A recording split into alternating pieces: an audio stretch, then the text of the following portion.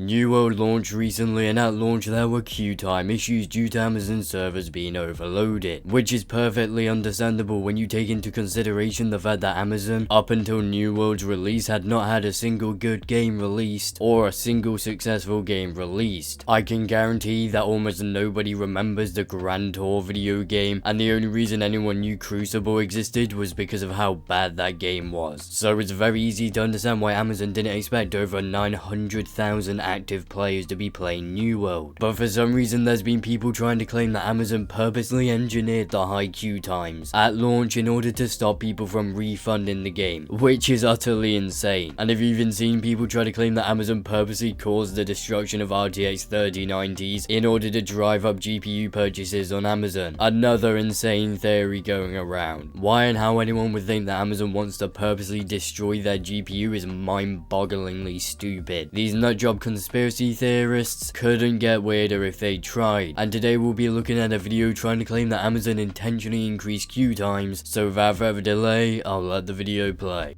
How's it going, boys? Your favorite steak sales merchant, and Amazon's new MMO, The New World, has launched, and with this launch comes a couple of interesting things. Now, even before the launch, New World was on track to receive the yearly award for the worst toxic community ever. If you do not know this, the New World is notorious at this point for its absolute zealot community. I hate to break it to you, but if anyone is allowed to be commenting on intelligence here, it definitely isn't a conspiracy theorist. Like, I'll admit that the game's fanbase has a decent amount consisting of Facebook boomers, but how that means the game itself is unbelievably terrible is completely beyond me. Just play the game and don't interact with those Facebook boomers. No one is forcing you to do that, and you don't in any way, shape or form have to do that. If you say a single bad thing about New World, they will wish that you burn alive. They will want to eat your family while watching you burn. I mean, the irony of him playing League of Legends whilst complaining about New World's fanbase couldn't be stronger. But even if we ignore that, I hate this dumbass mentality that people seem to have now when it comes to fanbases of anything. There is a massive difference between fanboys and fans, which is confusingly something a hell of a lot of people don't seem to be able to comprehend.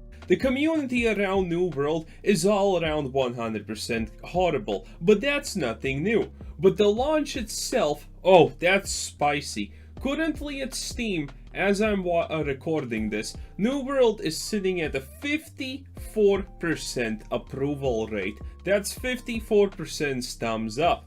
Ain't that a little bit sad? Not really. When a game has queuing issues at launch, people are going to post negative reviews about it, and anyone with a functioning brain would have been able to predict that New World's ratings would improve once those issues were ironed out, which you admit later on, so why you decided to include this sad attempt to mock the game is baffling to me. Just like the majority of this video if I'm being honest. And the ratings obviously did improve. Having 70% positive reviews on the game with over 96,000 reviews is impressive to say the very least. But there's a good reason for it. Admittedly, currently, most negativity about New World comes from the fact that you cannot log in into the servers. The server queue is absolutely tremendous. And, well, people are speculating currently two extremely obvious things. One, considering it's on Steam, there's a 2-hour refund policy.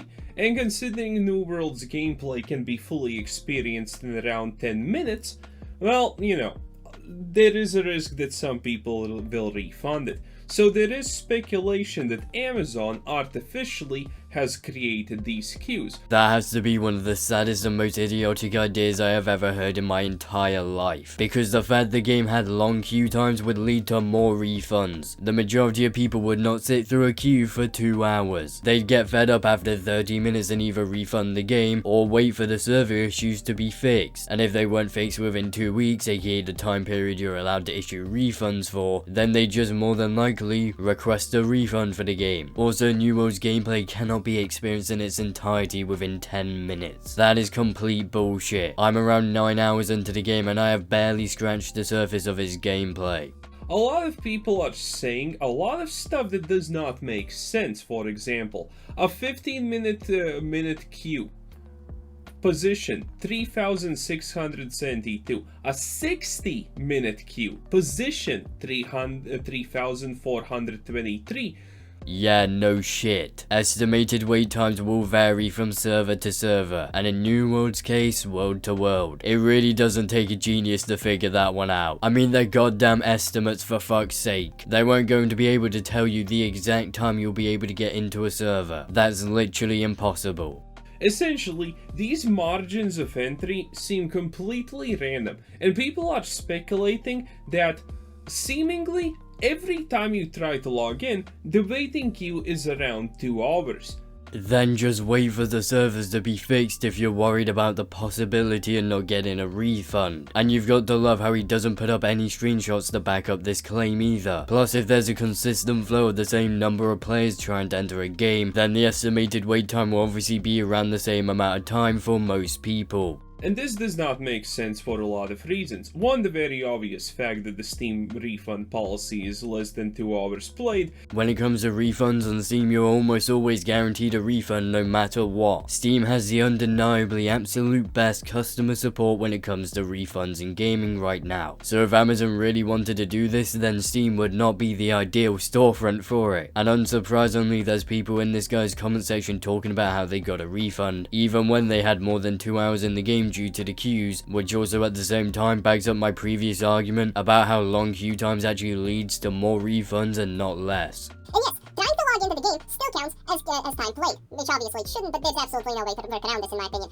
And other factor is the fact that it's owned by Amazon. You know what Amazon is very well known? Well, it's actually not that very well known for, but you know what Amazon does except deliver shit? That's right. They are the largest hosting provider on the goddamn planet. Which is exactly why they were able to fix the servers as quickly as they did. Amazon has never had a successful game before New World, so of course they weren't going to give the developers shit tons of server space unless they knew they needed it. Do you really think an almost multi-trillion-dollar company is dumb enough to overinvest their biggest moneymaker, aka service hosting, into one video game? Of course not. Amazon would have known that they should only invest what they needed into the game, and luckily for them it has so far worked out. And you are telling me Amazon could not spare a little bit more server capacity, power, or whatever the technical term is, for the launch of their great bigu gameu?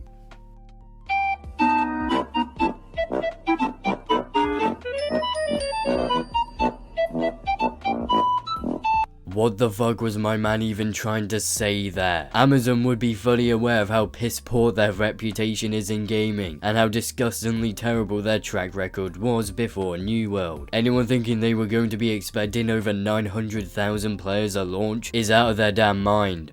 And two, well, when Classic WoW launched, the most interesting fact was, well, the most amazing experience and the most amazing reported thing was, if you played on release day, or even a day after, or 2 days after, any starting zone, not this starting zone, but absolutely any starting zone, was ludicrously overpopulated. On every square, there were pretty much 2 people. And I think Amazon is trying to emulate this.